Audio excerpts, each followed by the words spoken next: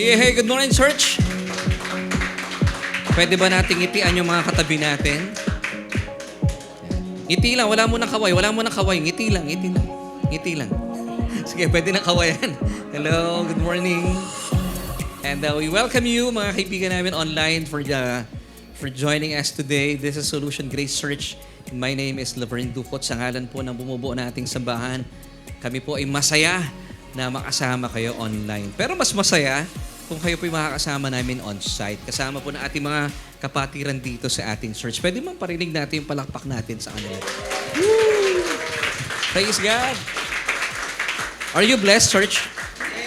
Ang sarap po na aming pag-aawitan sa Panginoon. And of course, we would like to thank si Kuya Albert for leading us sa praise and worship. Iba talaga, ano? Pag tayo po ay corporately nagkakaroon po ng physical gathering at marami pang mangyayari sa hinaharap. And of course, gusto nating i-welcome, hindi lang yung mga online viewers natin, we would like also to welcome, meron po tayong bisita.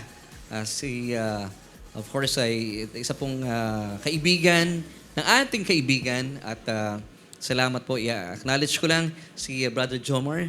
Tama po, ano? Salamat. Siya po ay, I think, kababayan, Cavite po kayo, no? Tiga Cavite si Brother Jomar. Of course, si Zenver, maraming salamat. Tiga Las Piñas din. Si Zenver ay produkto na ating social media, TikTok. Meron pala tayo sa TikTok, no? Kailan ko lang lalaman, eh. Salamat sa Panginoon. At si Brother Jomar naman, siya ay kapatid natin sa Panginoon from Qatar. Siya po ay nagbabakasyon lang. At ating kaibigan na si Sister Mylene at saka si Brother Roy. And of course, para po sa kabatiran ng church, yung pong mother ni Brother Roy na mother-in-law ni Sister Mylene ay umuwi na sa Panginoon nung I think it was Thursday. Tuesday at nung 7 p.m. At kami po, we were able to visit them kahapon. At salamat sa Panginoon dahil matiwasay na umuwi sa Panginoon si Nanay Linda. At sa ngalan po na bumubuo na ating church, of course, tayo po ay nakikiramay sa pamilyang Magadia.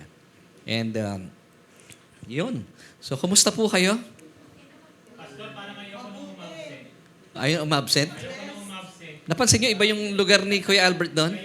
Special eh. Oo. Actually, hindi especially pag nararamdaman ko, parang it's a prayer. Hindi. Special ka. Alam mo, nung last Sunday nga, maiba lang ako para sa mga nanonood, ano? Sabi ko nga kay Ate Nenet, of course, si Ate Nenet ay nagbalik lang, si Ate Nenet, nagbalik sa Pilipinas. Tiga Dubai naman si Ate Nenet. Sabi ko nga absent si Kuya Albert last Sunday. Ako, ba't kaya? Kasi naalala ko bigla, yung first time nating lumipat dito sa church, it was, more than a year na, no? Kayong dalawa yung nag-praise and worship, eh. Diba? So, ulitin natin yun, ano? Naalala ko yun. Ang saya ng karanasan. And it's been, more than a year at tayo po ay pinapalago ng Panginoon. Amen and amen. So, kayo po ay talaga namang you're in for a treat kasi ang ganda po ng nilaan ng Panginoon para sa atin. Amen? Excited na po ba kayo for the word? Amen? Hindi nga. Talaga? Parang hindi halata, ah. Are you excited? Yes, yun. Sige po, let's pray. Aba, we thank you once again na kami po ay pinagsama-sama mo to enjoy your word. At alam na yung Panginoon, hindi lang kami mag-enjoy, matututo pa. At marami, Panginoon, na mga revelation ang ibibigay mo sa amin because gusto naming malaman ang iyong kalooban. Gusto naming marinig ang iyong salita na sa amin pong kaluluwa ay magpapalaya. Salamat po for using me as your mouthpiece. At akin pong dalangin na maging maayos, malinaw, at maipahayag ko ng may katarungan ang iyong salita sa umaga pong ito. Salamat sa iyo, Panginoon. And this we pray in Jesus' name. Amen and amen. Alam niyo po, nakakatuwa dahil itong mga nakalipas na araw, bagaman alam natin sa church po, marami tayo sa mga kapatiran natin ay samot-sari yung dinanas na turing nating pagsubok, may mga nagkasakit sa atin. Ako rin itong nakalipas na araw ay naramdaman ko, parang bigla akong nangangati yung lalamunan. And then, nung nakaraang araw, pumunta ako sa isang department store. Hindi ko nababanggitin na SM. Pumunta ako doon. Sa pansin ko, ang dami naka-face mask. Sabi ko, hindi kaya yung nararamdaman mong katinalalamunan ay may kinalaman, baka may bagong virus. And then sabi ko, Lord, in the name of Jesus, hindi ko talaga kiniklaim kasi ang dami maapektuhan na marami kami ginagawa, tas marami pang mga activities ang gagawin po inyong lingkod. At by the grace of God, ay naalala ko po yung ginagawa nating communion na thank you kay Ate Amel na talagang siya tagapagpaalala na communion ang gawin natin talaga kapag kayo po ay nagkakaroon ng sakit at karamdaman. And even po pag kayo ay nanlulupaypay sa lahat po ng aspeto ng ating pagkatao, sa ating kaluluwa, and even sa ating physical body, you have to receive the Holy Communion. Kasi hindi natin alam pangkaraniwan no tayo pamananampalataya, akala natin ritual lang yung communion, but it's a revelation given to us by God na every time we receive, actually the perfect term is receive. Ginagamit yung iba partake kasi pag receive, dapat iisipin natin na binibigay ito sa atin ng Diyos. Tayo po i-recipient lang. So pag tinatanggap natin yung tinapay, that signifies the broken body of Jesus. Kiniklaim natin, Lord, nawasak ang katawan mo. Ang kapalit nito ay kabuuan na aking kalusugan. Because what happened at the cross, yun po tinatawag na divine exchange. Napansin niyo si Jesus, maaga po siyang pumunta sa krus, namatay, of course, nabuhay maguli at the age of 31 or 30. Bakit?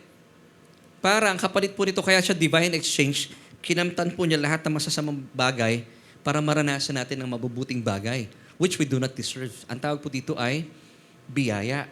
So si Jesus, sa kanyang edad, maaga siyang nagdusa at namatay sa krus ng Kalbaryo. Of course, after 3 days, he was raised by God from the dead. Now, ano pong significance noon? Dahil divine exchange niya, banal na pagpapalitan, para magkaroon po tayo ng mas mahabang buhay.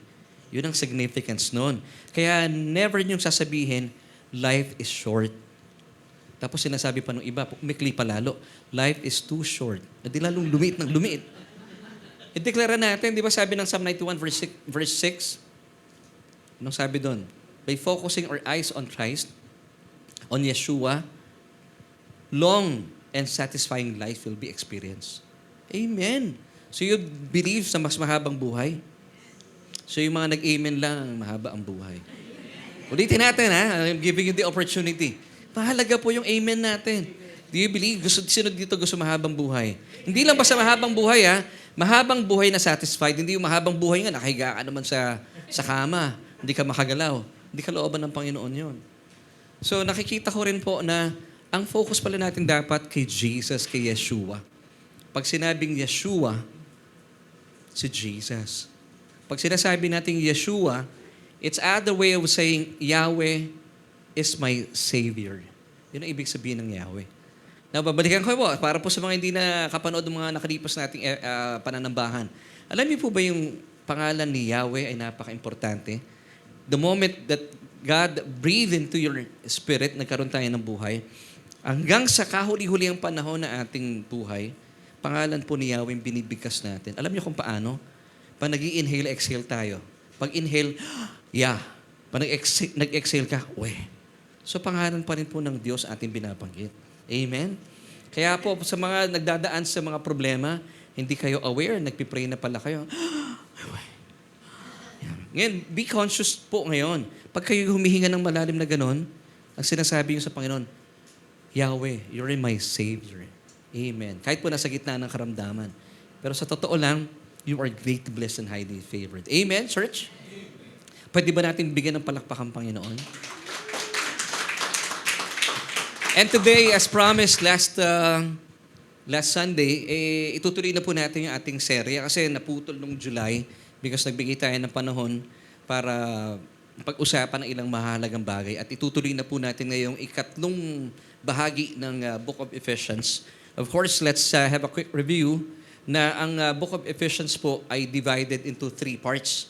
Amen? Tinawag natin itong the 3W. So the first part of the book of Ephesians, it's all about the wealth of a believer. Remember yung ating paghimay-himay sa aklat na ito nung first Sunday of July?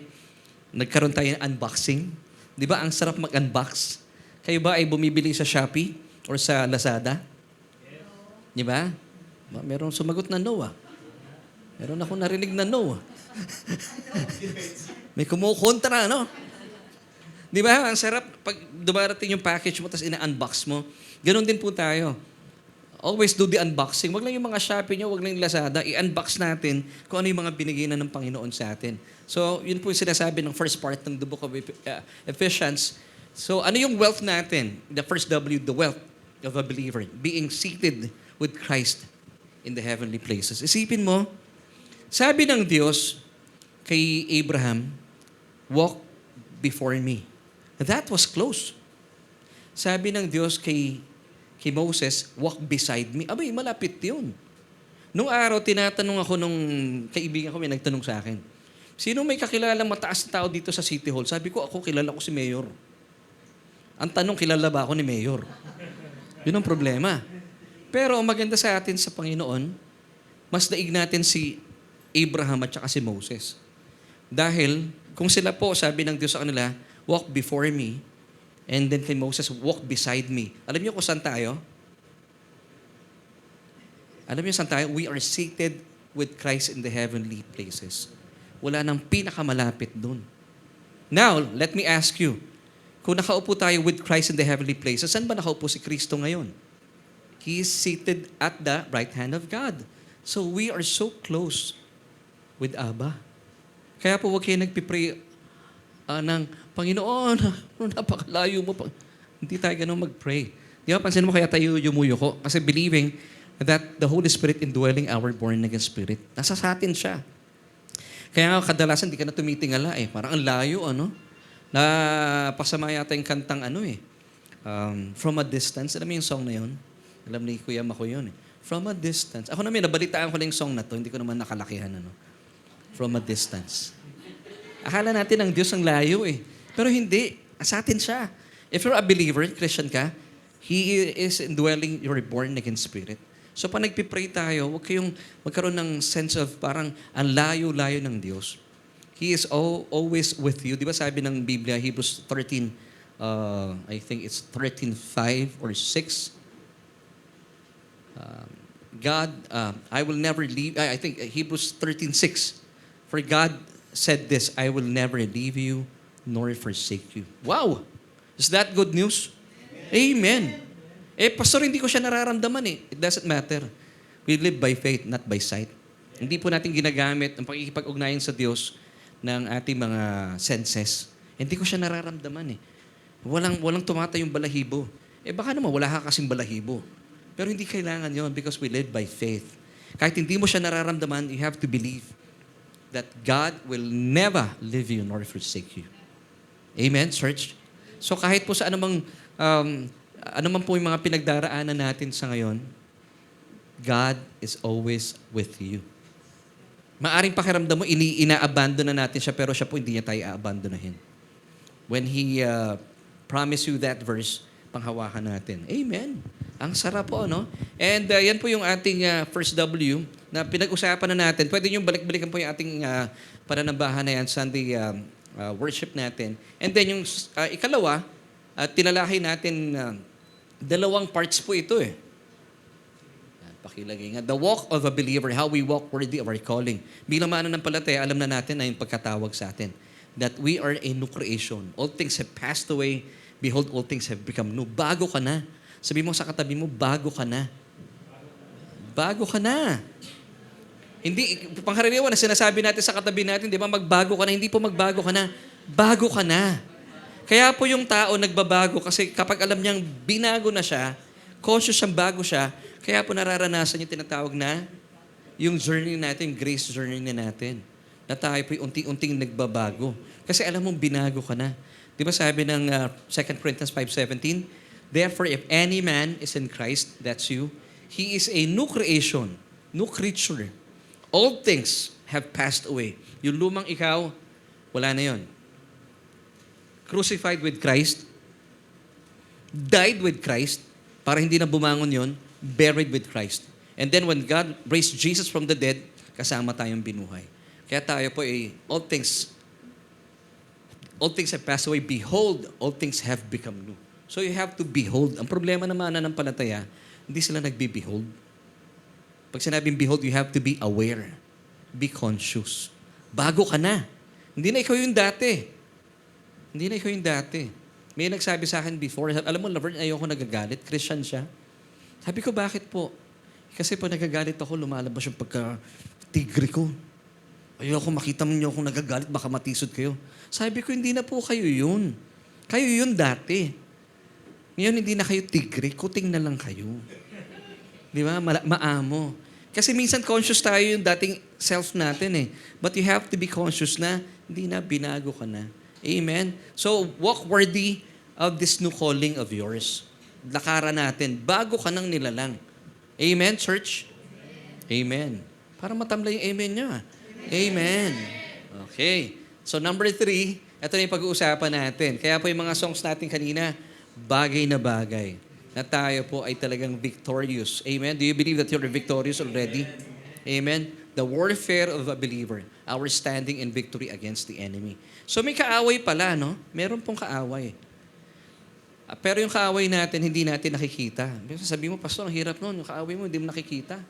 Parang napanood ko nun sa Terminator, yung nawawala bigla, parang nagiging invisible. Kaya nga po, we live by faith. Hindi tayo nakikipaglaban sa nakita natin. So yung 3 W's na ito, the wealth, the walk, and the warfare. Tandaan po natin yun, ha? And that's why atin pong message for today is entitled, Facing Battles God's Ways. Hindi ko po nilagay dyan fighting battles. Wala na po tayong kakalabanin because Satan is already a defeated foe. Pero still, we live in this world. Tayo po ay, as we all know, at para po sa kabatiran na ating mga baguhan na nanonood, ito pong mundong ito ay nasa bagsak pa rin kalagayan. At ang Diyos po ng mundo ay hindi po ang Diyos natin. Si Satanas. Pero tayo po, wala na pong kapangyarihan ng laban sa atin because tayo po yung mga mananampalataya na. Although siya po, ang kalaban ay kumikilos dito, nakakagawa siya ng mga panggugulo, pero ang mabuting bagay. Kaya po tayo, binabahagi natin ng gospel para sa mga tao. Kapag tinanggap nila ang Panginoong Hesukristo, wala nang kapit ang kalaban o kapangyarihan laban sa kanila. So ngayon, alamin natin, how do we face our everyday battles? God's ways. Ito po yung ating question for today. And I want you to also give us your answer via sa ating comment section. How to face your everyday battles God's ways. So maganda ang sistema ng Panginoon, church, ha? So may binibigay sa atin ng Panginoon. Sabi ng Panginoon, para hindi ka mapagod, let me give you yung aking panuntunan how to fight your everyday battles. Pero ba kayong mga pakikipagdigmaan sa araw-araw? Alam niyo po ba sabi ng Biblia, we are more than conquerors in Christ Jesus? Alam niyo po bakit tayo more than conqueror? Alam niyo kung bakit? Let me give you an illustration. Halimbawa, si Senator Manny Pacquiao, siya yung conqueror. Okay? Siya yung nakipag-boxing. Siya yung duguan, pasa, blue, black, red. Nanalo. Sa kanya yung premyo. Pero may pasa. Masakit ang katawan. Conqueror siya. Nung binigay niya yung premyo kay Jinky, nakakabili ng mga bagong bag, bagong damit, siya yung more than conqueror. Walang pasa, walang sakit, may bago pang bag, may bago pang damit. Tayo yun. Wala tayong sakit na dinanas. Ang nagdusa sa krus, ang ating Panginoon Hesukristo, He conquered everything at the cross. And then siya ay nanalo, pero yung premyo, nasa atin. Wala tayong pinaghirapan. Wala kang inambag. Wala akong inambag. And that's why, ang kaligtasan po, nakamit natin by grace alone. Through Christ alone. Amen. At tayo po naglakak ng na ating pananampalataya sa Kanya. Is that good news? Kaya po tayo, we are more than conquerors in Christ Jesus. So, ibig sabihin, kapag naintindihan natin to, di ba minsan, o kadalasan, marami mga kababaihan ay inggit kay Miss Jinky Pacquiao or kay Mami D. Yun ang mas matindi. Yung Mami D. Di ba? Akala nila nanay ko si Mami D. Hindi po. Hindi siya dukot. Mami D lang. Ang dami na inggit sa kanya pero hindi natin na-realize, tayo pala sila. Walang pinaghirapan, hindi nakipagbuntalan, hindi nakipagsuntukan, pero yung premyo, Nasa sa atin. Ganun po tayo kayaman. At ganun tayo nanaig sa kalaban. Kaya po, we are more than conquerors in Christ Jesus. Higit pa sa mga mandirigma. At ang puntahan ng mga higit pa sa mga mandirigmang ito, pupunta lang sa mga shopping center, namimili. Wow! Di ba? Tayo po, marami tayong kayamanan eh. Ang kayamanan natin sa spiritual. Yung kayamanan po natin ito, pinagyaman tayo ng Panginoon para maging pagpapala sa maraming tao. And of course, to spread the gospel of Jesus Christ. So ngayon, how do we face ating everyday battles God's ways? So, ilagay natin sa ating isipan, una sa lahat, that we are more than conquerors in Christ Jesus. So, ibig sabihin, kung meron na pong digmaan na nangyari, tapos na yun. Nanalo na tayo eh. Amen? So, dapat, una sa lahat, yung mukha natin, mukhang nanalo. Meron ba mukhang nanalo na kaganyan lang? Ang nananalo, nakasmile. Di ba? Eh, hindi yung pag nakita tayo ng mga unbelievers, sabi nila, parang hindi naman Christian to, ba't ganito mukha, ano? Dapat sasanay natin na nakasmile. Alam mo, kadalasan iniisip ko, sabi ko, si Lord, nung siya ay nagmi-ministeryo dito sa lupa, iniisip ko, ano kayang itsura ng Panginoon? Of course, I believe, magandang lalaki ang Panginoon. Matangkad, siguro, no? At sa tingin niyo po ba si Jesus ay nakasimangot? Kasi siguro nasanay tayo dun sa Jesus na nung bata-bata pa ako, napanood niyo ba yung Jesus of Nazareth, si Robert Powell? Si Robert Powell masyadong seryoso eh. I think hindi ganun si Jesus. Ibang tipong, halimbawa, sasabihin ba ni Jesus sa'yo, my peace I live to you. Or my joy I give to you. Tapos ganyan yung mukha. Ganun kaya yon? Sa tingin ko hindi ganun eh. Kasi kung ganito si Jesus, no? Gusto kong magalak ka. Lord naman, sample. Di ba? Mapapagano ka. Hindi po. Sa tingin ko, si Lord very jolly, very happy. Puno-puno ng kagalakan. Kaya nga po on the night before he was betrayed, di ba sabi niya sa mga disipulo, my peace I live to you. My peace I give to you. Isipin mo, siya po ang ilalagay sa krus ng Kalbaryo. Ang pinapalakas niya, binibigyan niya ng kapayapaan. Yung mga disipulo, siya yung ipapako eh. Hindi ba dapat baliktad? Dapat sasabihin ng mga disipulo sa kanya, Lord, yaang-yaang mo yan. Sandali lang naman, yung mga 6 hours lang yan eh. Kayang-kaya mo yan. Di ba dapat ganon? Tapos pwede sabihin ni Lord, sa tingin niyo, kaya ko to? Hindi, baliktad si Lord. Sabi niya, my peace I give to you. Isipin mo, no? Ito po yung peace na binikwith niya sa atin, iniwan niya sa atin. So is it possible na bilang mananampalataya, kahit po gumugulo na ang mundo, meron pa rin tayong kapayapaan? Yes, yun po yung ating trademark, yun po yung distinguishing factor natin sa mundo. Hindi yung tipong pag nagkakagulong mundo tayo, una-una natataranta. Hindi po. Kaya nga tayo holy, set apart. Pag sinabing set apart, yan po yung holy kadosh. Alam niyo po yung opposite ng holy? Common. Hindi, pastor, unholy yun, di ba? Pag sinabing holy, uncommon. Ang opposite pala, common. Kaya tayo, nakikita ng mga tao sa mundo, bakit hindi pangkaraniwan to si Teacher Nelly? Nagkakagulong mundo siya, relax na relax. Nagpupuri lang sa Panginoon. That's holy. Kasi alam natin, believing that God will never leave you nor forsake you. Nakikita nila, bakit ganon? Nakasimangot ang mundo pero ikaw nakasmile. That's being holy. Uncommon. Ganon po tayo. Kasi meron tayong kaalaman. So alamin natin today, paano ba natin haharapin yung ating everyday battle? God's way. So ready na po ba kayo? Kasi may pamamaraan ng tao eh. Pangkaraniwan, gusto ko ipaalala sa atin that ang gospel po ay tumutukoy po ito hindi sa mga motivational talks or mga inspirational talks. Kasi ang akala ng ibang tao, gagaya nitong panahon natin sa ngayon, puro Jesus naman kami. Hindi po dapat natatapos lang sa Panginoon. Kasi sabihin nila, ang tinatalakay naman namin, puro si Jesus puro si Jesus. Hindi po natatapos doon. Sabi po ni Apostol Pablo, for us to know kung gospel ang pinipreach ng ating simbahan. Sabi niya in 1 Corinthians 2 verse 2, for I decided to know nothing among you except Jesus Christ and Him crucified. So hindi lang basta kay Kristo nakatuon. kasama rin po at dapat naintindihan natin yung kanyang mga tinapos na gawa sa krus ng Kalbaryo. Isipin niyo po ito. For example, naparito ang Panginoong Jesus sa mundong ito. Kasi ang mindset ng maraming tao, akala nila naparito si Jesus para maging modelo, maging idolo. Yung bang paggagayahan lang ng kanyang pagkilos, kabutihan. Akala natin, siya ang magsiset ng panuntunan para gayahin. Of course, don't get me wrong. Ginagaya natin ang Panginoon. Pero first and foremost, ang kanya pong dahilan, kaya siya naparito, to be our Messiah. Tagapagligtas. Luke chapter 2, verses 10 to 11.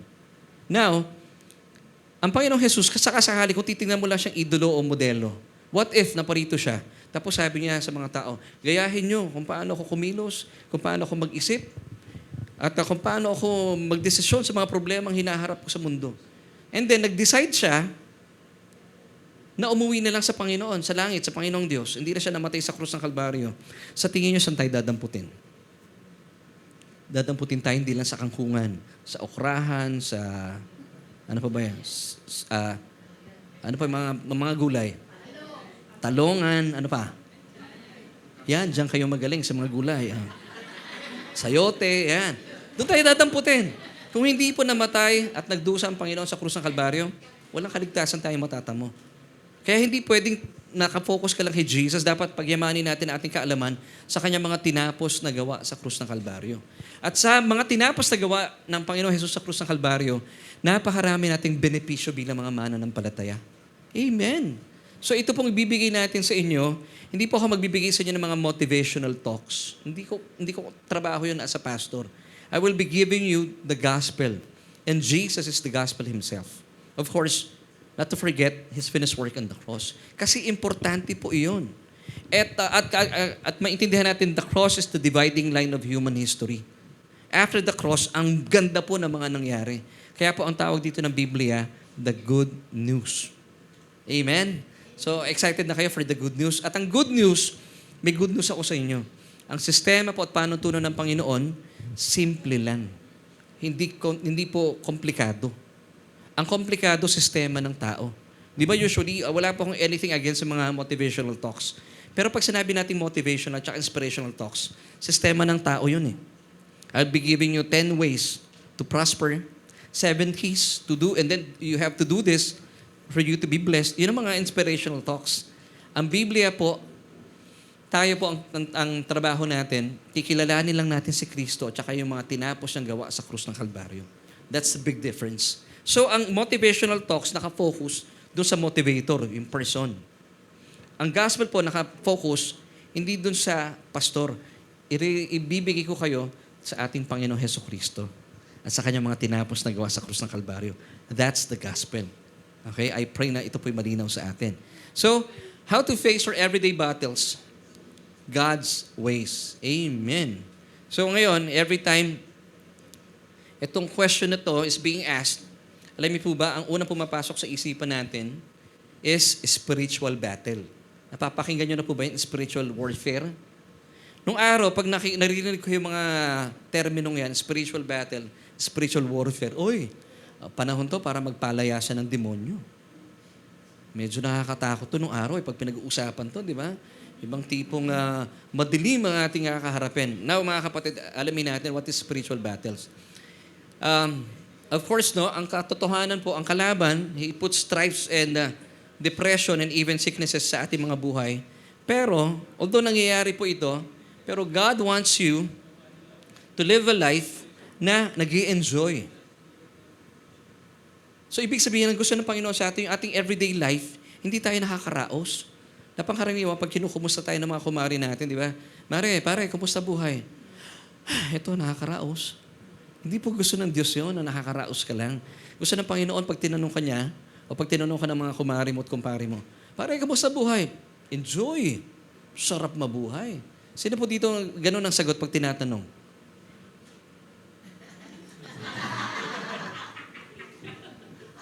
Ako lang ba? Kumusta kayo mga kapatid everyday? Di ba tayo? We enjoy life. Amen. Yun ang difference natin eh. Yun ang kaibahan natin sa mundo. So pag kinamusta kayo ni kumpare, pare, kumusta? May mga problema pero nananagumpay tayo. Amen. Di ba sabi ko last Sunday, whenever we pray hindi po para sa victory. We pray from victory. We do not pray for victory. Na nagumpay ka na eh. Victorious na po tayo, di ba? Pag nagpipray tayo, di ba nagpipray tayo, binibigay natin sa Panginoon lahat na ating pangailangan. Ang difference natin, may advance na tayong thank you. Di ba? Lord, I thank you Pero pwede ba nating idulog sa Panginoon lahat ng ating kabigatan? Yes. Hindi niya pipigilin yun. Ang mga relihiyon nga sa ngayon nagugulat ako Even nga daw yung paghingi sa Panginoon, sinasabi nila, lumalapit ka lang naman sa Panginoon dahil sinasabi mo, Panginoon What's wrong with that? What's wrong? Kanino kayo hihingi sa kalaban ng Panginoon? It makes sense, di ba? Sabi ng Panginoon in John, I think, 16:24, until today, you haven't asked in my name. Ask and you will receive, that your joy may be full. Now, maisingit ko lang po ito Alam niyo po, itong passage na to, God wants us to put our trust in Him para hindi tayo nagkakaroon ng problema. Amen? Now, ang gusto ko lamang po ipaalam sa atin, bakit tayo nagkakaroon ng mga pangamba sa buhay at takot? Alam niyo kung bakit? Because of wrong believing. Let me give you an example. I think it was yesterday or nung Friday, someone texted me, naghihingi siya ng payo. And then this person was asking me, Pastor, bakit ganon? Na hindi ko nakakamit yung panalangin ko. Masama bang humingi sa Panginoon? So sabi ko, wala namang problema. Gusto ng Panginoon na humingi tayo sa Kanya. That your joy may be full. Now, sabi ko sa Kanya, kaya lang dapat nating intindihin at tila itong kapatid na ito nung nag-text sa akin, nung habang binubuksan niya yung kanyang puso, parang napapagod na siya. And even yung kanyang pananalangin ay nagbibigay ng stress sa kanya. So sinagot ko siya, sabi ko, Lord, give me a perfect answer for this question. So sabi ko sa kanya, alam mo kapatid, sabi ng Panginoon, and I'm sharing this to you din po mga kapatid, no? Sabi ng Psalm 37 verse 4, delight yourself unto the Lord. Actually, yung totoong kompleto, delight may also yourself unto the Lord, and He will give you the desires of your heart. Now, going back dito sa kapatid natin, bakit pastor, panalangin ko parang hindi sinasagot ng Panginoon? Tagal ko nang pinagpipray ito. Wala akong natatanggap. Sabi ko sa kanya, ang ganda ng passage. So, going back to John, yung binanggit ko kanina, I think it's in 16:24. Until now, you haven't asked in my name. Ask and you will receive, that your joy may be full. Ba't wala akong natatanggap? Itong problema, kung ba't marami sa mga mananampalataya ang na-stress. Sabi let's go back to Psalm 37 verse 4, delight yourself also in the Lord, and He will give you the desires of your heart. Sabi ko doon sa kapatid, you have to delight yourself in the Lord. So, ibig sabihin, ang focus mo sa Panginoon. And also, and He will give you the desire. Ang desire natin dapat, si Lord pa rin. Marami po sa atin, kaya nababalot ng takot ng ating mga puso. It's because whenever you pray, ang ating object, yung material blessings. Kaya nga siguro na huhusgahan tayo ng ibang mga kapatiran, prosperity gospel tayo. It's because whenever you pray for something, nakatingin tayo lagi dun sa finances, sa mga material blessings. But sabi nung talata, delight yourself also in the Lord. So nasaan ang delight natin? Nasaan yung kagalakan natin? Sa Panginoon. And He will give you the desire. Ano bang desire natin? Hindi pa rin yung material blessings. Si Lord pa rin. So sabi ko sa kanya, kapatid, baka naman nakafocus ka doon sa mga material blessings. Dapat ang desire mo, ang delight mo, it's in the Lord. Di ba? Dumidikit ito sa Matthew 6:33. Seek first the kingdom of God. Make God's kingdom and His righteousness your top priority. Ibig sabihin, ano ibig sabihin ng pastor? Tinanong niya ako. Dapat nagsisimula tayo lahat, si Kristo ang sentro. And then what will happen? And all these things, your needs and even your wants will be added unto you. So ibig sabihin, when you're praying for something, ang desire pa rin natin, ang delight natin, si Lord. Para hindi tayo nagiging aligaga sa buhay natin sa araw-araw. When you pray for something, Lord, alam natin na tayo po'y pinagyaman sa mundong ito. Ang purpose natin is to give glory sa Panginoon. Hindi para yumaman ng yumaman and then maging ganid. Hindi po yun ang kalooban sa atin ng Panginoon. Amen? At pag napansinin niyo po, sabi ng Biblia, ang kayamanan na galing sa Diyos, hindi po nagbibigay ng aligaga. Eh paano ko malalaman na galing sa kalaban ng Diyos yung perang yon? Pag kayo po'y punong-puno ng kabalisahan. So ibig sabihin, occupied ka na with so many things at nakatanggal yung isipan mo sa Panginoong Diyos. So for you to have enjoy yung answer ng Panginoon, delight also yourself in the Lord. Talagang ang sentro natin si Lord. Amen? Kaya po marami sa atin, sabi ko nga kanina kay Mrs. nag-usap kami, nakakalungkot, marami mga nananampalataya, na-stress sila sa panalangin pa. Yung nagpipray na, Lord, na-stress na ako ba't di mo sinasagot ang panalangin ko? May wrong believing. It's because ang kanilang priority, wala sa Panginoon. Isa pang magandang illustration dito. Nung nabuhay na maguli ang Panginoong Hesukristo, in Luke chapter 27, yung dalawang disipulo ay naglalakad papalayo sa Jerusalem. Papunta sila sa Emmaus. So siguro kaya sila pinapapunta sa Emmaus. Sabi ng Panginoon sa kanila, umayos kayo. That's a 7-mile journey. So ngayon, habang naglalakad sila, very disappointed sila. Kasi yung pinanggalingan nilang lugar, nag-uusap-usap sila doon. Siguro itong dalawang taong to, dalawang disipulo ito, they found it weird, yung mga kapatiran. Sila sabi nila, nabuhay daw si Kristo, nawawala sa tomb. Nawawala. Siguro sabi nila, ang dami na nga nating problema, dumagdag pa kayo eh. So hindi nila mapaniwalaan that Jesus was raised from the dead. So nag-decide sila from Jerusalem, pumunta sila ng Emmaus. On the way, it was a 7-mile journey. Dumating ang Panginoon. Sinamahan sila sa paglalakad. And sabi ng Panginoon sa kanila, hindi siya nagpakilala, hindi siya nakilala. Sabi, anong pinag-uusapan ninyo? But very disappointed kayo. Sabi ng dalawa, hindi mo ba alam ang latest? Hindi mo ba alam ang mayari dito kay Jesus na taga Nazareth na nagdusa at namatay, bla bla bla? So, sa sobrang disappointed nila, sabi nila, wala na. Patay na siya eh. Paano ng Israel? So nakita nyo, bakit sila disappointed? Wala ang mata nila kay Jesus. Ang mata nila na kay Israel. Nasa bansa nila. So most of the time, ganun din po tayo. Whenever we pray, wala yung puso natin sa Panginoon. Ang puso natin, Panginoon, gusto ko makuha to. Please. Tapos dumarating pa yung iba sa punto na, ibalato mo to sa akin, Panginoon. Pag nakuha ko tong deal na to, magta-tights ako sa'yo. May pangako pa, ano? At tas hindi nangyari yung, hindi niya nakuha yung gusto niya. Eh, walang tights. Nakita nyo na, stress din siya dun pa lang. So, kaya hindi nila natatanggap yung kanilang hiningi because sa prinsipyo ng Biblia, you have to delight also yourself in the Lord and He will give you the desires of your heart. So, gusto ng Panginoon, hindi tayo stressed. Amen? Amen? Oo, ayaw niya tayong stress. Now, tuloy po natin ang pag-uusap. Lamin natin, knowing the warfare of a believer. So, ang kalaban po, gusto niya tayo po'y pasakitan, pero ang gusto ng Panginoon, tayo po ay mag-enjoy sa buhay. Amen and amen. Standing in victory against the enemy. So, nalaman na natin, itong mga previous Sundays natin, yung wealth natin sa Panginoon, kay Jesus, because we are seated in Christ in the heavenly places. Now, dahil alam mong pinagyaman ka na ng Panginoon, pinagyaman in all aspects, spiritual, yung iyong soul, and even yung iyong physical body.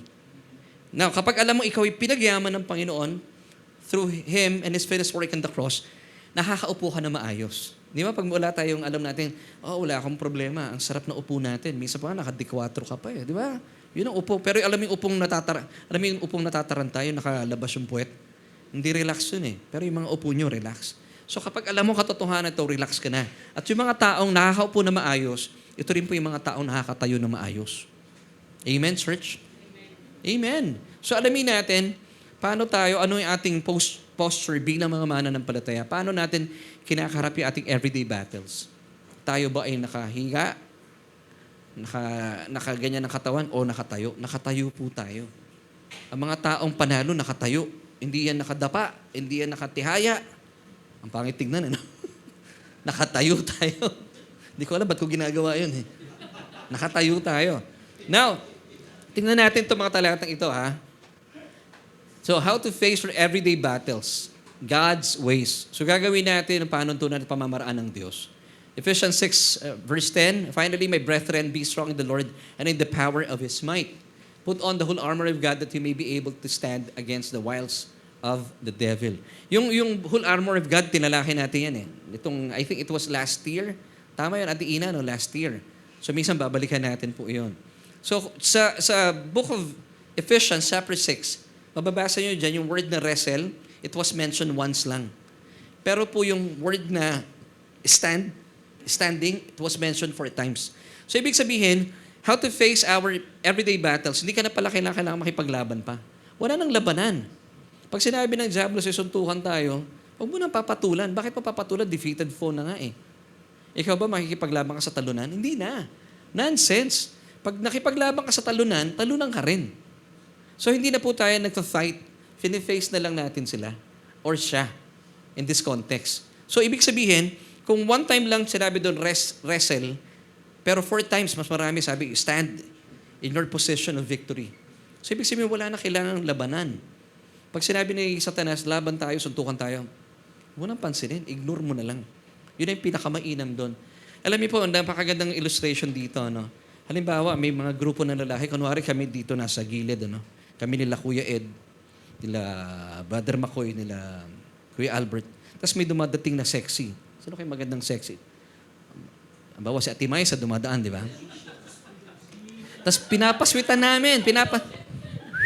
Gumagawa ganon? Pag si Ate Maisa, pinapansin kaming ganon, talaga naiinis siya. Anong pakiramdam natin, mga kalalakihan? Uy, napipikon. Next time, ano yung pa natin? Gawin natin yan. Pagdaan ulit ni Ate Maisa, wow, sexy. Daming kurba, oh. Ang daming kurba nun, dapat. Dami, no? Ngayon, mentras pinapansin tayo na Ate Maisa, natutuwa tayo, nagtatagumpay tayo. What if, same eksena, dumating sa Ate Maisa, tapos dire-diretso lang siya, hindi tayo pinansin. Pangalawa, gagawin niya uli yun, ayun, hindi tayo pinapansin. Pangatlo, sa tingin mo, gagawin pa natin pumaswit. Hindi na, di ba? Why effect eh? So, ganun din po ang Diablo.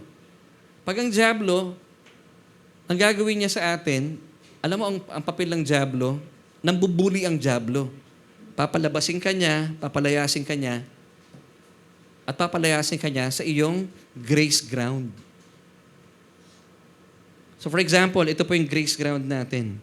Ang naghihiwalay sa atin ang dugo ng ating Panginoong Hesukristo. Ang gusto niya, nakaupo tayo, di ba? Or pwedeng nakatayo. Kasi panalo ka na eh. Ngayon, para ang Diablo pa yung magtagumpay laban sa'yo, bibubuli ka niya, marami siyang sasabihin sa'yo mga negative thoughts. Ngayon, hindi siya mananagumpay pag nananatili ka nakaupo sa iyong grace ground or nakatayo ka. Kasi alam niyo, naghihiwalay sa atin, sa Kanya, yung dugo ng ating Panginoon. Kailan siya magtatagumpay? Pag tumayo ka na at lumabas ka dun sa demarcation line na yun. Now, anong gagawin natin? How to face your everyday battles God's ways.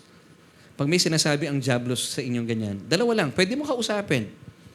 Pag sinasabi, may mga binubulong sa iyo masama, sabihin mo lang sa kanya, don't talk to me, talk to my lawyer. Alam niyo sino lawyer niyo? The Holy Spirit. Or pwedeng, i-ignore mo na lang siya. Kasi once na ikay tumayo at lumabas yan sa guhit na yan, nananalo ng kalaban sa iyo.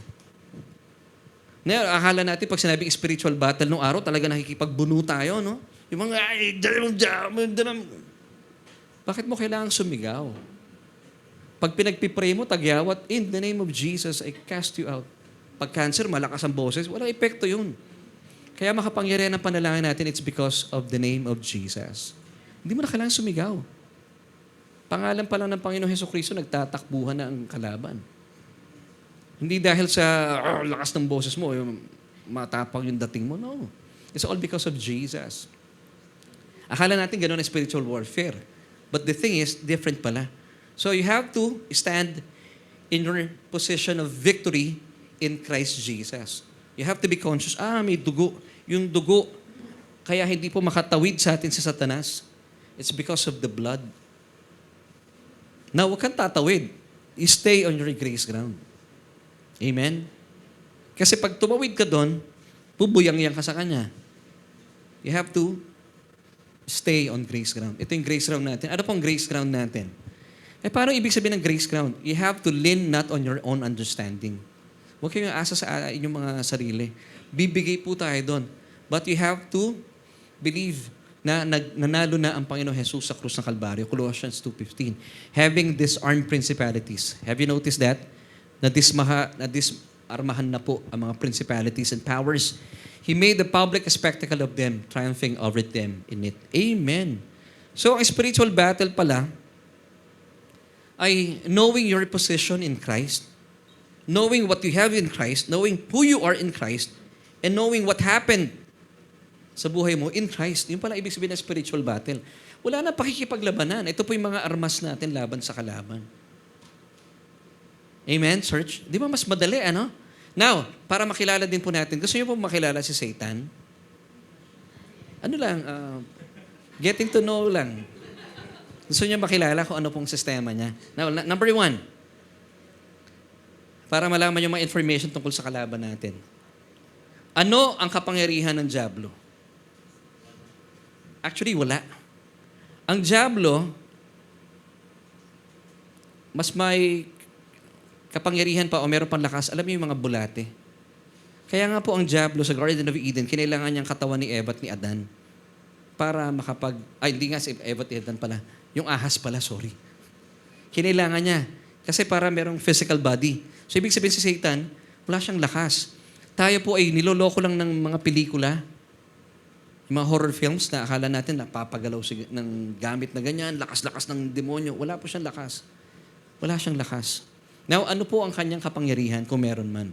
Ang kanya pong kapangyarihan na ginagamit ay ang kanyang kasinungalingan. Kaya po dito papasok, tayo bilang mananampalataya, dapat maalam tayo sa salita ng Panginoon. Sabi nga nakasabihan, maalam ang may alam. Mali, lamang ang may alam. Pakilagay po sa comment section, lamang ang may alamang. Ay, hindi, lamang ang may alam. Gutom na. Lamang ang may alam. Pero pag wala kayong alam, malalamangan kayo ng kalaban. Amen? So, ang kapangyarihan po niya, sinungaling po siya. Sabi ng John 8:44, you are of your father, the devil. And the desires of your father, you want to do. He was a murderer from the beginning and does not stand the truth because there is no truth in him. When he speaks of a lie, or when he speaks a lie, he speaks from his own resources, for he is a liar and the father of it. So siya po ay ama ng mga kuto, father of lies. Sinungaling siya, natural sa kanya yon. Now, second question. Paano siya nagkakaroon ng kapangyarihan laban sa atin? So, siya ay ama ng kasinungalingan, father of lies. So, alam niya sa sarili niya, wala na siyang binesa, wala na nga eh. Pero gagamitin niya kasinungalingan against us. So, paano siya nagkakaroon ng kapangyarihan over us? Pag binibili natin ng kanyang mga kasinungalingan. Paano natin mabibili ang kanyang kasinungalingan? Pag wala tayong knowledge about the Bible, about the Word of Christ. Doon na. Kaya po ako, I'm inviting you every Tuesday, join me sa ating Bible study. Kasi nga, lamang ang may alam. Sama-sama tayong mag-aral. Ephesians 6:14, stand therefore having girded your waist with truth, having put on the breastplate of righteousness. For example, maraming mananampalataya sa ngayon, bakit nananagumpay ang kalaban sa kanila? Sabi nung talata, put on the breastplate of righteousness. Ang daming mananampalataya sa ngayon, Christians they have no revelation, they seem to, they find it hard to believe na sila ay matuwid sa harapan ng Diyos. Pag sinasabi nilang matuwid sila, nangingilo sila, kikilabutan sila. Pag sinasabi sa kanila, ng mga pastor nila, ikaw ay santo, ay, Diyos ko, di ako santo. Pag hindi ka naniniwalang ikaw ay matuwid sa harapan ng Diyos bilang mananampalataya, hindi dahil sa ginawa mo, kundi dahil sa tinapos na gawa ni Kristo, hindi mo sinusuot yung breastplate of righteousness. Kaya pag sinabi ng dyablo, yan ba ang Kristiyano? Kita mo na, makasalanan ka, wala kang idea, wala kang revelation. Nag-agree ka kay Satan, oo na, makasalanan na ako. Ayun na. Daig ka na. Amen, church? So you have to put on the breastplate of righteousness. Sabi ng talata, pakita natin pong muli. Stand therefore, sabi ng Ephesians 6:14, having girded, dapat nakasuot, your ways with truth. So palibutan natin, paano natin sinusuot yung ways of truth? By having a regular Bible study. And of course, filter natin, dapat tamang gospel yung ating pinapakinggan. O number 3, kanino nang gagaling ang kapangyarihan ng dyablo? Oh, this is a good question. Sa tingin nyo, kanino galing? Bibigay tayo ng chocolate sa mga sasagot. Kanino galing ang kapangyarihan ng Diablo? Kay Santa Claus? Wala si Santa Claus po dito. Walang kinalaman si Santa Claus. Kanino galing? Ay, Satan nga tinatanong ko, tita eh. Alam niyo kanino galing kapangyarihan niya? Sa tao. Sa tao. Kaya ang ginagawa niya, binabato niya ang mga tao, even mga mananampalataya ng kanya kasinungalingan. Pag nag-click, binili, ayun na. Meron na siyang hawak doon sa taong yun. See, kaya po importante ang Word of God. So, mga mananampalataya, una sa lahat, kaya kayo mananampalataya na, sin has no more power over you. This is the truth. Sabi ng 1 Corinthians 15:17. And if Christ is not risen, your faith is futile, you're still in your sins. Now, i-reverse natin yung verse na yon. Christ is risen, so therefore, your faith is effectual, you are no longer in your sins. Eh pag sinasabi mo lagi ka pa rin makasalanan, mananampalataya ka, eh di binibigyan mo ng karapatan at kapangyarihan ng Diablo. Oh, at mo, makasalanan ka. Parehas tayo, brother. Eh, binrother mo pa si Satan. Oo nga, bro. Parehas tayo makasalanan. Ala, yun na. Nayari ka na. So, wala pong kapangyarihan si Satan to start with. Wala siyang kapangyarihan. So, paano siya nagkakaroon ng kapangyarihan pag binibili natin? Kanino galing kanyang kapangyarihan? Sa tao. Pero sorry siya, wala siya makukuha kapangyarihan from SJC. Amen. Amen. Palapaan natin ang Panginoon. Kasi, mga kapatid, nabibigyan po ng kapangyarihan ng Diablo kapag hindi natin alam ang katotohanan. Amen? Kaya nga po, ang ganda ng paalala sa atin, no? Kapag alam mo naman ang katotohanan, ang unang binabantayan talaga ng Panginoon sa atin, gusto niya yung puso natin. Kasi una sa lahat, isip. Yung pong ating isip, puso at kalooban, it's part of the soul. Yung pong espiritu natin, wala nang problema yan eh. Kaya po kayo pupunta sa church para po busugin yung ating kaluluwa. Once again, ating pong kaluluwa, ang main faculty is the mind. Dito po unang pumapasok yung mga informations. Whether it's good or bad, dito papasok yan. Kaya pag pumasok po yan, bababa sa inyong damdamin, whether good or bad, makaka-apekto sa inyong kalooban. Whether good or bad, magmamanifest sa inyong katawan. For example, meron kayong tinanggap na masamang information. Ano mararamdaman ng inyong damdamin? Magagalit kayo, mawawala yung pagmamahal. Tapos ngayon, kikilos ang iyong kalooban, magbabala ka, sapakin ko kaya itong taong to. Napapaaway ka, di ba? Mangyayari yung sa katawan mo. At sinapak mo na. Gumante, sinapak ka. Nagkaroon ng sakit ang katawan mo. Nakita niyo yun? Ngayon, kung tama pong tinanggap natin, mula sa iyong isipan, bababa sa iyong damdamin, masaya. Puno-puno ng pagmamahal. Ngayon, dahil puno-puno ng pagmamahal ang iyong damdamin, mag-iisip ka ang iyong kalooban, gagawa ng mga bagay na pagmamahal. Physically, mangyayakap ka ng tao. Di ba? Yun ang magandang mangyayari po sa atin. Now, tignan po natin ito. Kapag ang puso mo ay nababalot ng mga takot at pangamba, pansinin nyo, nag-iiba rin po yung ating asta at yung ating pagsasalita. Amen? Sino po dito, pag kayo po ay natatakot, pumipito? May kakilala ba kayong gano'n, yung punong-puno ng kalungkutan, pero nakita na ba kayo ng malungkot na pumipito? Wala, di ba? Lahat ng galit, ano ginagawa ng galit? Simangot. Kumakanta ba yung galit? Puso ko'y masaya pag hindi kumakanta na gano'n ng galit. Now, tingnan po natin talatang ito. 1 Peter chapter 5, verse 8. Be sober, be vigilant, because your adversary, tinukoy sino yung adversary natin, the devil, walks about like a roaring lion, seeking whom he may devour. So, ibig sabihin si Satan pala, hindi lahat kaya niyang siluin. Hindi niya kayang i-devour. Because he's looking for someone to devour. That's good news. So, ibig sabihin, pag nandyan si Satanas, naghahanap siya. Sino kaya dito pwede kong biktimahin? This is verse 8 ng chapter 5 ng 1 Peter. So, ang magandang balita dito, ibig sabihin si Satan pala, hindi lahat ng mananampalataya o hindi lahat ng tao pwede niyang siluin o i-devour. Now, anong sekreto dito? Para, sino po dito gusto maging, kung may word man na undevourable, yung hindi kayang siluin ng Diablo, sinong gusto? Ako gusto ko. Alam niyo yung sekreto? Hindi po motivational talk dito. Balikan natin kung ano sinasabi ng Bible. Ito yung verse 8. Ang sekreto, ang sagot na sa verse 7, yung preceding verse. Alam niyo po sabi ng preceding verse?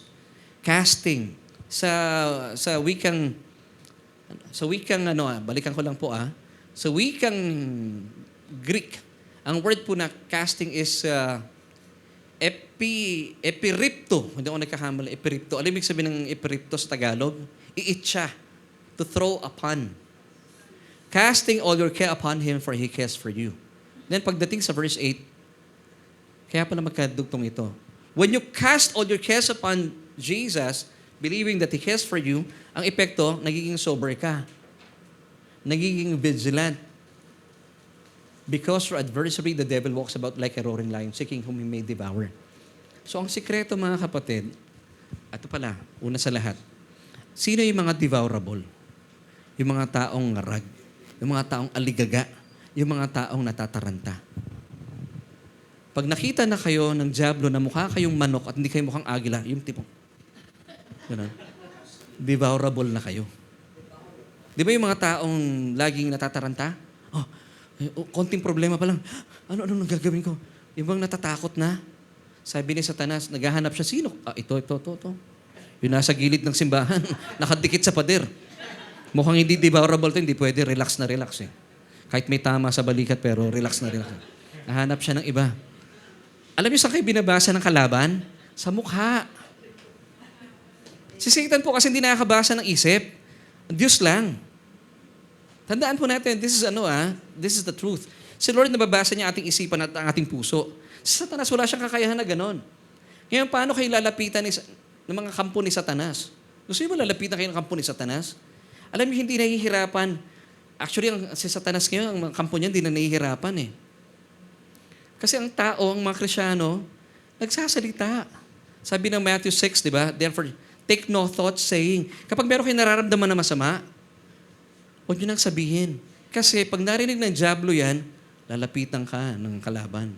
Sabi ni Satan, lapitan mo yun. Pero pag hindi kayo nagsasalita, naghahanap pa rin yan, sino kayang kasilo-silo dito? Ngayon, magbabase siya sa atin, alam mo saan? Sa mukha. Pag nakita niyo, nakaganon ang mukha mo, sabi ni Satanas, boy, yun, nakikita mo yan? Yung nakadikit sa pader, Nakasmile, huwag mo lalapitan yan. Mukhang hindi problemado yan. Hanap tayo. Mga hindi nakasmile dito. Yun. Pag nakita hindi kayo nakasmile, ay may bigat na problema to. Lapitan mo, bulungan mo. Nakita niyo yung point? Kaya pala sabi ng Panginoon sa atin, ang sistema para tayo maging, kung meron mang word na undevourable, hindi kasilo-silo, cast your cares upon Jesus because He cares for you. So the moment na kinas mo o iniitsa mo ang mga kabigatan mo sa Panginoon, pag binigay mo na sa Kanya, siyempre, wala na bigat sa'yo. Nakasmile ka na. Ligtas ka na sa pambibiktima ng kalaban. Siyempre, pagka itsa mo sa Panginoon ang problema mo, nag-i-smile ka na. Sabi ng kalaban, kanina nakasimango to, pero biglang nag-smile . Ay, iba tayo ng daan. Hanap ng iba. That's it. So this is facing your battles God's ways. Napakasimple po, ano? Sa mga nanonood sa atin, kung hindi po kayo sanay mag-smile, simulan nyo na. You fake it. Sabi kasi nila, Pastor, may nakausap ako before, hindi ko kasi kaya mag-smile kasi hinihintay ko yung puso ko. Hindi po pwede mangyari yun. Unahan yung puso nyo, simulan nyo muna sa nguso, susunod ang puso. Amen, church? Yung iba kasi kaya hindi nag-i-smile, hinihintay muna yung puso mag-smile. Ang bigat po ng puso ko, hindi ko pa kaya mag-smile . You have to fake it. Magsimula sa nguso. Simulan natin. Ito delikado, pag hindi kayo sanay mag-smile, pag nag-smile kayo, magbumukha tayong aso. Natatakot yung mga paligid nyo, smile tayo. Pag nagsimula sa nguso, susunod ang puso. Amen? Pansinin nyo yun, pag kayo po'y matamlay, smile kayo. Kaya nga po, misis ko, pag nakasimangot yan, nilalapit ko yung mukha ko, smile kong ganun . Tapos sinasampal niya ako. Tapos matatawa na siya. O di napasmile ko siya. Di ba? How sweet. Ang ganda nga tita yung kamay niya nakalapat dito yung apat ng De joke lang, hindi gumagano si Mrs. 2 kamay ginagamit niya. Ephesians 6:11-13. Put on the whole armor of God that you may be able to stand against the wiles of the devil.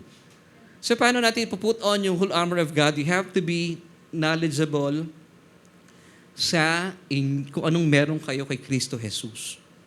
Amen. Tuloy natin, verses 12 until 13 na tayo. For we do not wrestle against the flesh and blood, but against principalities, against powers, against the rulers of the darkness of this age, against spiritual hosts of wickedness in the heavenly places.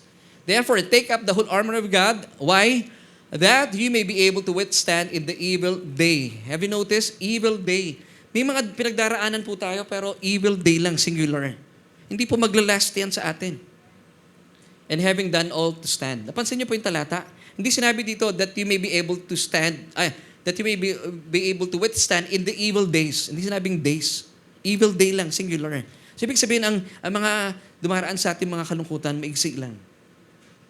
Day nga lang eh. Amen? So, it's our choice pa rin, ano? Pwede nating pahabain, pwedeng paigsiin.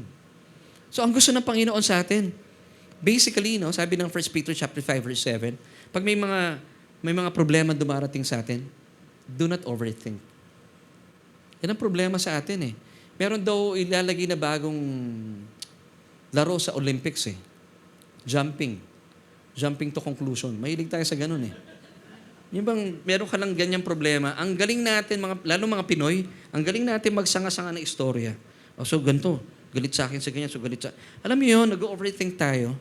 Yung wala pa nangyayari, natatakot na tayo. Huwag po ganun. Huwag kayong masanay sa ganun. Maniwala po kayo. Kami po, ako, laging iniisip na lang, no, by the grace of God, Lord, may mga bagong binibigay sa akin na ako nakikita ko opportunities ng Panginoon. Hindi challenge. Opportunities. Yung mga challenges, tinitingnan ko opportunities. Lord, sabi ko, nilagay mo ako dito. Ikaw magpo-provide sa akin. Okay, meron kaming pupuntahan ni Mrs. sa isang lugar. Lord, ang layo, ano? Pero alam kong hindi mo kami pababayaan. For example, kagabi, talagang ang galing. Meron pong isang kapatid na pastor tayo na ang layo ng pinuntahan namin. Pero pag uwi, talagang nakakatuwa. Nag-provide po siya para sa amin. Ang buti ng Panginoon talaga. Ano? So, huwag tayong mag-overthink. Alamin natin na, paniwalaan natin na hindi tayo pababayaan ng Panginoon. Kasi pag nag-overthink tayo, it's one other way of saying na, Lord, parang iniwan mo yata ako dito. Parang iniwan mo ako nakabitin dito. Pero pag hindi ka nag-overthink, Lord, bahala po kayo. Even po sa mga anak natin, huwag kayong mag-overthink. Ako lang, sabi ko lang sa kanila, basta anak wag umaalis kayo, you pray, at pinagkakatiwala namin kayo sa Panginoon. Kasi kahit mag-overthink kayo na mag-overthink, magkakasakit lang po tayo eh. Amen? Alam niyo po yung word na Rapha, kanina naalala ko, pinost natin yung song, no? Rapha. R-A-P-H-A? Rapha? Ano ibig sabihin ng Rapha? Healed. Healing, di ba? Alam mo sa Hebrew yung word na relax? Rapha rin. Ang difference lang, magdagdag ka ng H sa dulo. R-A-P-H-A-H.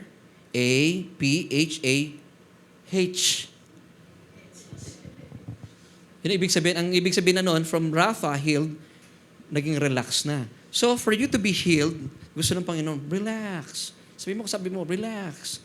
Chill. Sabi ko anong nakaraang Friday doon sa isang contestant sa The Dreamer, ang galing kumanta ng bata. Yung lalaki, ganda pa ng bihis niya eh. Talagang, walang sinabing forma ko. Talagang, ang ganda, ang dami mga bling-bling. Sobra. Ang ganda ng boses niya. Kaboses na sabi ko sa kanya, kaboses mo si Bruno Mars, ikaw na lang si Bruno Pars. Kaya lang kada kanta niya, nakikita mo hingal na hingal siya, pagod na pagod. Sabi ko sa kanya, ito lang paiiwan ko sa'yo, paalala. Don't be 10. Just relax. You might collapse. Kasi kulang na lang, parang babagsak na dito sa stage eh. So, para tayo pala maranasan natin yung healing, first of all, relax. Hindi tayo aligaga. Ang ganda ng Hebrew word, no? Rapha. Relax. So, nandun yung healing. So, kapag nakita ng Diablo din na relax ka, hindi ka lalapitan ng mga demonyo niya. Pero pag ikaw ay aligaga, pansinin mo, yung natataranta ka. Pansinin mo pag natataranta ka, nagsasama-sama yung bang, hindi ko na makita yung lugar na to, tapos biglang nagpapatong-patong yung mga problema mo. Alam mo kung bakit? lalo kang binubuli ng demonyo nun. So, pause for a while, relax. Hindi naman yung tipo sobrang relax na wala kang ginagawa. Hindi ganon, relax, easy lang, normal lang. Di ba? And then, hindi tayo maging devourable sa kalaban. Amen, church? Are you learning something today? Amen? So, di tayo, Ephesians 1 verse 3. Kasi kapag alam natin, yung mga binigay na sa atin ng Panginoon, wala pong magagawa ang kalaban. Let me give you itong tinalakay natin nung first Sunday of July. Ephesians 1 verse 3. Anong meron tayo sa Panginoon? Blessed be the God and Father of our Lord Jesus Christ who has blessed us. Have you noticed that word blessed? Pag sinabi bang blessed, pagpapalain o pinagpala na? Pinagpala na. Past tense, di ba? With some spiritual blessing. Amen, church? No. Every spiritual blessing in the heavenly places in Christ. So lahat po, tinambak na niya sa Espiritu sa church. So for us to experience it in the physical realm, dapat maniwala, mag-permeate muna sa ating kaluluwa. From the spiritual realm, dapat tanggapin ng ating kaluluwa, binigay na pala lahat ng Panginoon ang lahat ng ating kailangan that pertains to life and godliness. Pag tumagos po yan sa inyong kaluluwa, magmamanifest yan sa physical realm. Now, bakit pinapakinggan ng Diyos ang inyong panalangin bilang mananampalataya? Ephesians 1 verse 6. To the praise of the glory of His grace by which God has made us accepted. Sino yung us dito? Church. Tayo, church. God has made us accepted. Now, once again, alam niyo na po ito, but for the sake of our new viewers, sabi po ng talatang ito, God has made us accepted. Alam niyo po yung word accepted? Sa English, very weak, pero in the Greek, it means karitu. Sabihin niyo nga po, karitu. Pag sinabing karitu, pumarito, karitu. Hindi siya Japanese word, Greek word siya. Ibig sabihin, highly favored. Hindi ka lang basta favored sa Diyos, you are highly favored. Sa ibang definition, with special honors. So, ibig sabihin sa mata ng Diyos, you are accepted. You are, ano pa maganda dito? With highly honors. Wow! Bakit? Because you are in the beloved in Christ Jesus. So, ibig sabihin, mga kapatid, kapag alam mong ikaw ay pinagyaman na, ikaw ay pinapakinggan ng Diyos at nalulugod sa iyo ang Diyos, walang dahilan para tayo po ay manlupo at manlupaypay at malungkot. Ang problema ng mga mananampalataya sa ngayon, hindi nila alam na sila po ay matuwid at kaaya-aya sa harapan ng Diyos. Kasi po one time ay gumawa ako ng survey, na banggit ko na po ito before pa. At mag-survey kayo, para lang, katuwaan lang, tanungin niyo yung mga kapwa ninyo mananampalataya. Meron akong tinanong before, sabi ko, sa office namin to before. Siguro mga 5 tao tinanong ko. Kapatid, tinanong ko, pag nakatingin sa'yo si Jesus ngayon, anong pakiramdam? Ang kinakausap ko mga Christians, alam nilang Christian sila. Sabi ko, kapatid, anong tingin mo? Ano sa tingin mo ang tingin sa'yo ng Panginoon? Natutuwa ba siya sa'yo o ano? Sabi sa akin, syempre naman, Kuya Laverne, disappointed sa akin si God. Kasi ang dami kong mga kalukuhan, ang dami kong kasalanan. Talaga? Lipat naman ako sa iba. Kapatid, church, mga office mates ko kapatid, sa tingin mo pinapakinggan ni Lord yung panalangin mo? Sabi niya, minsan. Pero minsan hindi. Kasi alam mo na, marami tayong pagkakamali, pagkukulang. Okay. Ilipat naman ako sa pangatlo. Sabi ko, kapatid, naniniwala ka bang kaaya-aya ka at nalulugod ang Panginoon sa'yo? Alam mo, ginawa niya sa akin, nampas niya ako sa likod. Hindi, malabo yun. Kahit naman ikaw, Kuya Laverne, hindi naman natutuwa sa'yo si Lord. Disappointed din sa'yo si Lord. Sabi ko, ako nagtatanong. Huwag mong bigyan ng sagot yung tanong ko na tungkol sa akin. Ganun. Pati ako dinamay pa. So, dito na ngayon, nakakapasok ang kalaban. Na marami po sa mga mananampalataya sa ngayon, they have no revelation about this truth. Ang akala nila, bilang mananampalataya, nagagalit pa rin sa kanila ang Diyos. Disappointed sa kanila ang Diyos. Now, kapag disappointed sa'yo, let me give you an illustration.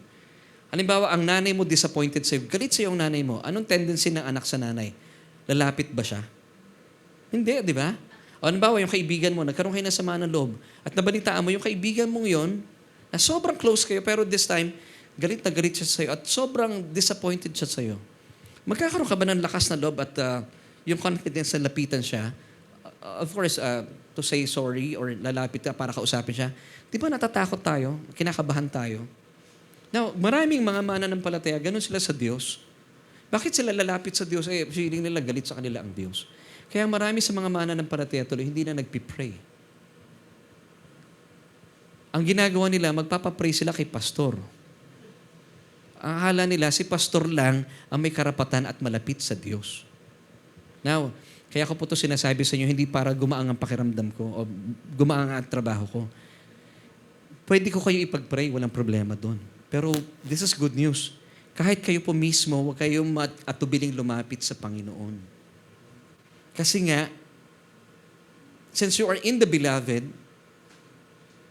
you are accepted. Actually, highly accepted. Kagaya po natin si Birheng Maria. Kasi sa kanya rin sinabi ito eh. Anong sabi nung talata? Di ba laging sinasabi ng mga kapatid natin sa Katoliko? Aba, Ginoong Maria. Ginawa pang lalaki si Maria. No? Aba, Ginoong Maria, napupuno ka ng grasya. Ganon din po tayo. Napupuno tayo ng grasya. Highly favored. So, ibig sabihin, magkaroon tayo ng mindset today and forevermore as a believer. Every time na kayo po inananalangin, kahit nga hindi kayo nananalangin tuwang-tuwa sa iyo ang Diyos. At ito po ang hindi matanggap ng Kristyanismo sa ngayon. But really, this is true. Nung ako po ay nagkaroon ng revelation about this, alam nyo, meron po na-disappoint. Alam niyo kung sino? Si Satanas. Na-disappoint siya na lamang kung katotohanan. At kapag alam niyo pong katotohanan, madi-disappoint ang dyablo. Ibig sabihin, hindi na siya natutuwa sa iyo.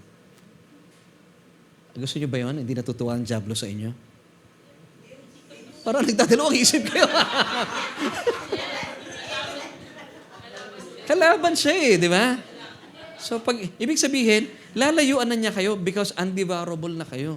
So, you have to put on the whole armor of God, especially the breastplate of righteousness. And you are now righteous not because of what you have done, but because of what Jesus did on the cross. Amen. Di ba kapag alam nating matuwid tayo, yung lakad natin matuwid din. Amen. Pansinin niyo po yung mga taong, mga mananampalataya, hindi sila niniwalang forgiven sila. Yung mga taong to nasasaktan. Kaya po yung mga taong nasasaktan, nananakit din. Di ba sabi ng kasabihan, hurt people, hurt people. Pero tayo po, ano sabi ng kasabihan? Alam nating mahal tayo ng Diyos.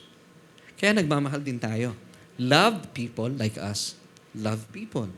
Yun pala ang sikreto doon. Kaya pala gusto ng Panginoon sa atin, maging established ka, anak, I love you so much. At minamahal kita. Alam mo ba tayo mahal ng Diyos? Wala ka magagawa. Nature ng Diyos yun And that's why He gave us His Son on the cross. That whoever believes in Him should not perish but have everlasting life. Amen. So matatapos na po tayo. Ito na tayo. Magandang pangako sa atin ng Panginoon. Let me give you Isaiah 54:17 before we say goodbye sa ating pag-uusap. No weapon formed against you shall prosper. Is this good news, church? Even though yung armas sa Satanas ay gawa na, but it will never prosper against you. Why? Because you know the truth. Alam natin ang katotohanan. And every tongue, ito gustong-gusto ko to every tongue which rises against you in judgment, you shall condemn. Siguro po, church, no, alam niyo pong pinagdaanan natin itong nakalipas sa 2023. At by the grace of God, ang dami pong pinagdaanan na ating church. And even po sa inyong lingkod, ang dami pong mga bashing and curses na nababasa sa Facebook. Pero alam niyo po, by the grace of God, hindi natin tinapatan yun. Wala tayong sinabi. Kahit balik-balikan nyo, Laverne Ducot account ko, wala akong sinabi against these people. Because I believe, kaya lang po sila ganon, hurt sila. Hurt people, hurt people. Tayo, alam natin mahal tayo ng Diyos, love people, love people. And I believe, anything na sabihin nila laban sa atin, kung kayo po may nangaaway sa inyo, sabi dito once again no second part, in every tongue which rises against you in judgment, you shall condemn. Hindi po mananaiglaban sa inyo. Pabayaan nyo na kung may nagsasabi sa inyo na masasamang bagay. Pabayaan nyo na yun. Just pray for them. Just pray for them. Amen, teacher. Kaya huwag kayo malulungkot sa ganon. Ako po sa nakalipas na panahon, ay talagang alam ni Ate Amelia na ang dami natin pinagdaanan. Pero, pinagpahala tayo ng Panginoon. No need. Di ba? Bilang mga agila, hindi na tayo bababa sa mga level ng buwitre. Because we will just be praying for the buwitre na maging agila din po sila. Amen. Pero wala pa ako nakitang buwitre naging agila Amen. Ang ganda ng tawa ni Tita Lorna. Gusto kong i-record. Now, Ephesians 1, verses 20 till 21. Dito na tayo muna. Now, mga kapatid, before we end this message, di ba sabi ko kanina, alam na natin yung kayamanan natin. At dahil dito, we are seated with Christ in the heavenly places. Gusto ko ipaalam sa inyo, bago tayo matapos, nasaan ba tayo bilang mga nakipag-isa kay Kristo Jesus? In the spiritual realm. Ephesians 1 verse 22. And He put all things under His feet. Yung His dito, yung pronoun dito, Jesus. Si Jesus po ito. And gave Him to be the head over all things to the church. So mahalaga talaga ang church po, ano? Amen? Dito niya inimbak lahat ng mga kayamanan na meron tayo. Kasi dito natin natututuhan ang gospel. Dito tayo. So, ang position natin, according to verse 22, tayo po ay nakaupo kay Kristo Jesus. So, anong nakikita ng dyablo sa atin? Yung ating talampakan. Ibig sabihin, malayong-malayo tayo sa dyablo. Hindi niya tayo pwedeng abutin. Para tayong agila, siya yung buwitre. Amen, church? So, as we end, let's go back to our question. How to face your everyday battles God's ways. Simple lang. Before I give you the solution. Sabi ng Panginoon, stay on grace ground. Huwag tayong maging aligaga. Huwag tayong mag-alala. Huwag tayong mag-overthink. Bigay natin lahat sa Panginoon. Cast your cares upon Jesus. Yung pong cast, epiripto. Hindi ako nagkakamali in Greek. Pag sinabing epiripto, throw upon. Sa Tagalog, malalim na Tagalog, i-itcha. Alam mo yung word na itcha? Ihagis. Pag may binahagis sa inyo ang dyablo, ibigay natin kagad sa Panginoon. Huwag yung bubuhatin yun. Mabigat na may daladala. Namasya na ba kayo sa SM na may daladala kayo, may buhat-buhat kayo mabigat? Nag-i-enjoy ba kayo? Mag-eksperimento kayo, mamasyal kayo sa SM, may daladala kayong dumbbell. Habang namamasyal kayo, may dumbbell ka. Ang hirap nun. Ayaw ni Lord ng ganon. Now, ang sabi ng Panginoon, pag meron kang daladala, cast your cares upon Jesus. Sabi, Lord, sa'yo na yung dumbbell ko. Pag nakita ng kalaban yon, na kay Jesus lalayo na siya sa'yo. That's casting all your cares upon Him. Paano naman ako makakasigurong sasaluhin ni Jesus? Because He cares for you. Wow! Palakpakan natin ang Panginoon. So anything na may daladalahin kayo, ayaw ng Panginoon, nabibigatan ka. Love life, family life, trabaho, bigay mo sa Panginoon. Lord, may nangaaway sa akin.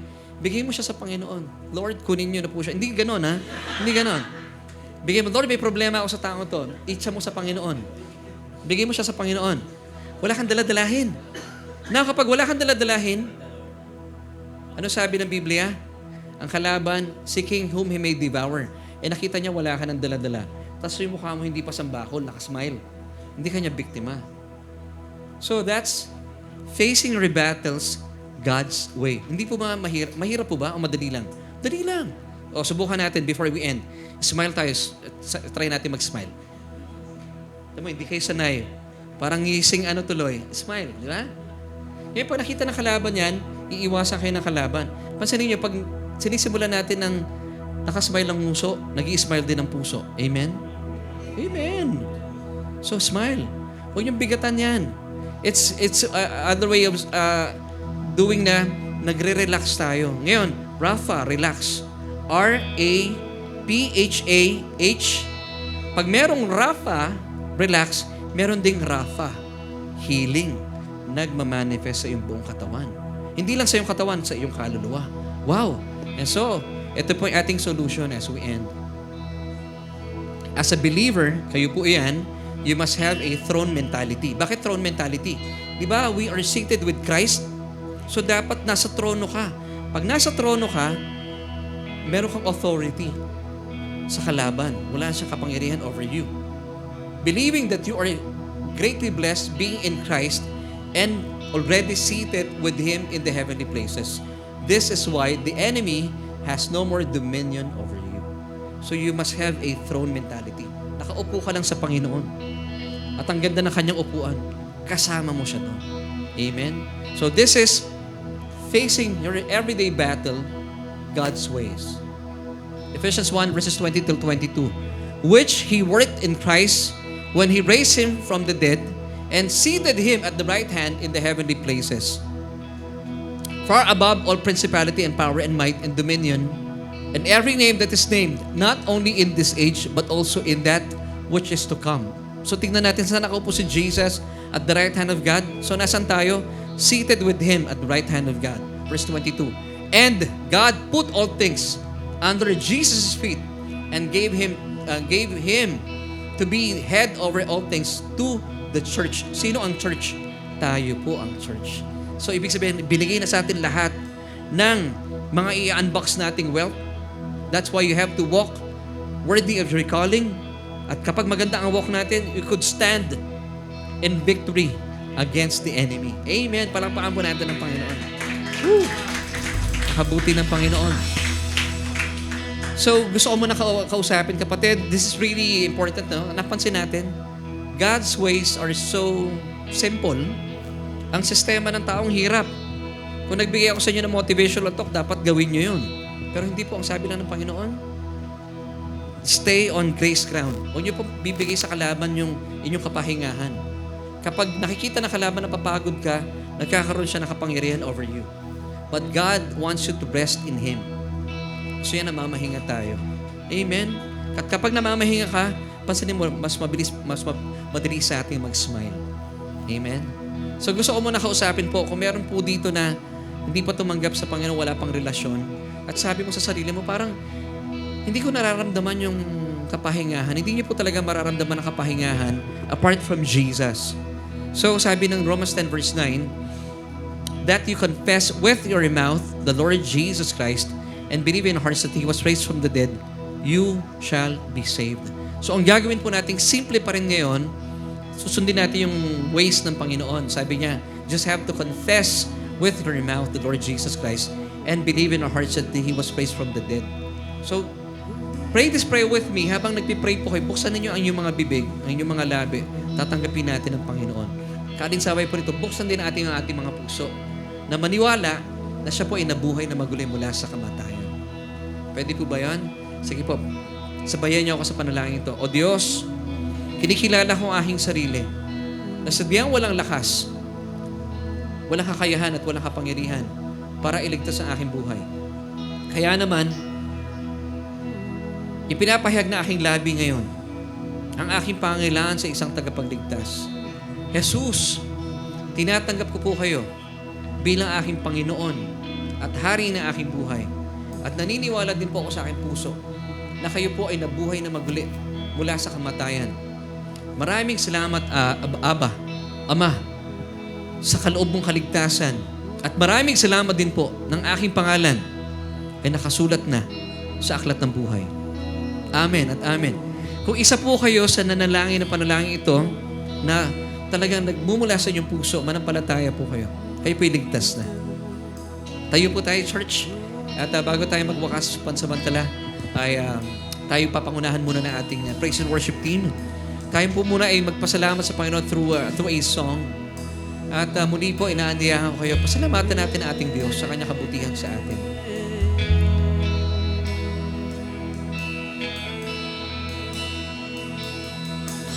I love to see you glorified, to see you lifted high. I yearn to see all nations bow their knees. It's you alone, Lord Jesus, who can cause the coldest heart to find your love and everlasting peace. To find your love and everlasting peace. Holy, holy, holy. Holy is the Lord. Holy is the Lord. Holy. Holy, holy. Holy is the Lord. Holy is the Lord.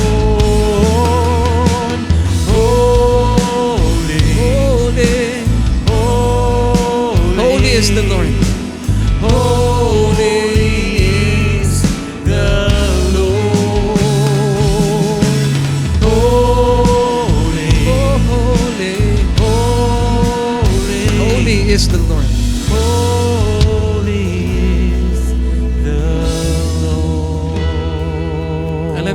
Napakaganda po ng paalala ng awiting ito. You know why the Lord is holy? Gaya ng sinabi ko kanina, siya po ay uncommon.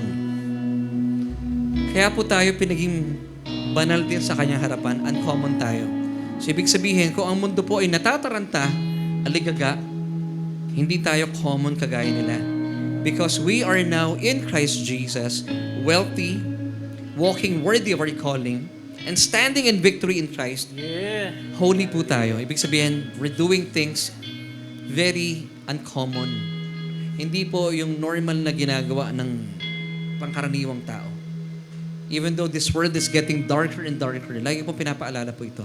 Pero sa atin, since we believe that we are worshiping a holy Lord, a holy God, yung kilos din po natin holy. Kung ang buong mundo po ay nakasimangot, tayo po meron tayong paghuhugutan ng ating ngiti at kagalakan. And that is the Lord. Kaya po, holy kayo. You are uncommon. Kung ang tao po sa mundong ito ay walang pag-asa, gagamitin tayo ng Diyos to give hope to this nation. To give hope sa inyong family. Yes. Amen. Amen. Amen. Yun po ang pinapaalala sa atin. At ito po ang panuntunan at pamantayan ng Panginoon. This is how we face our battles every day. God's ways. Even though may kahirapan tayo dinaranas, pero nakakasmile tayo. Hindi po balat kayo yon. Dahil alam mong holy ka. Dahil alam mong victorious ka na. So mga kapatid, I would like to invite you today. Maybe hindi mo maranasan sa iyong puso yung kagalakan, ano? At hindi ka makangiti. Kagaya na sinabi ko kanina, simulan natin sa nguso. I would like you to believe this truth na una sa lahat, you have to believe na mahal po kayo ng Panginoon. That He will never leave you nor forsake you. And He wants the best for you. Alam mo po yung best na gusto niya sa'yo? Ang posture mo, resting.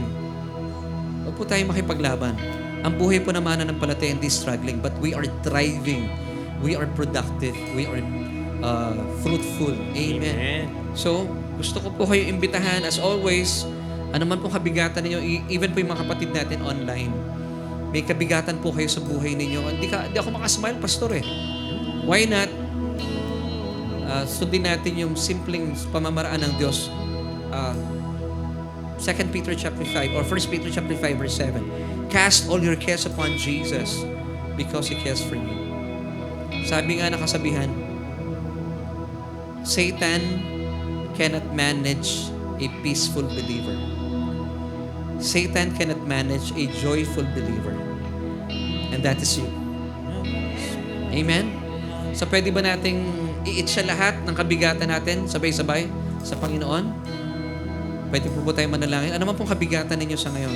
Bigyan natin kay Lord. Huwag niyo bubuhatin yan. Hindi kayo mag-i-enjoy sa buhay. And He is now inviting you. Anak, bigay mo sa akin yung mabigat na yan.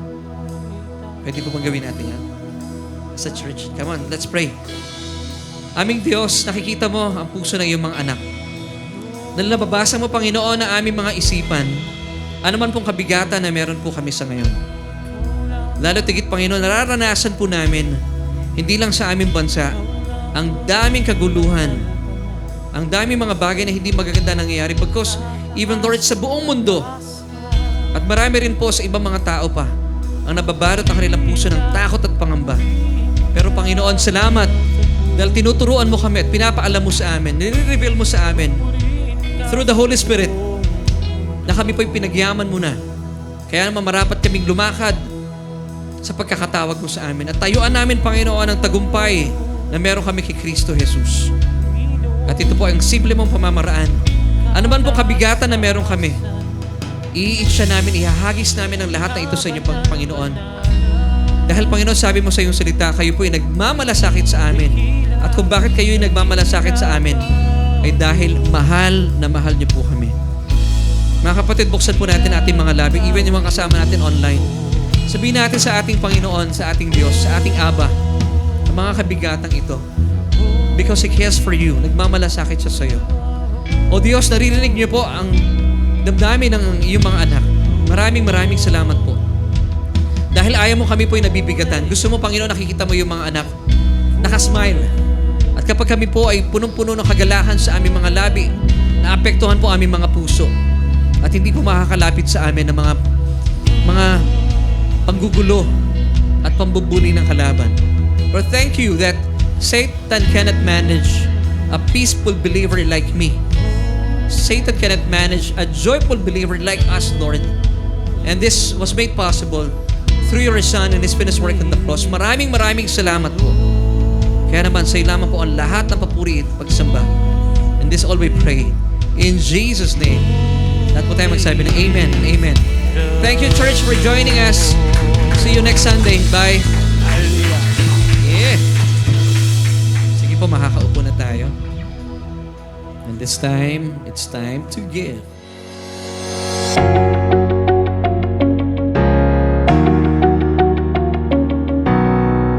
Amen! Thank you, Lord, sa panibagong revelation na ibinigay niyo sa amin for today. Naku, napakarami kong natutunan. Ikaw ba?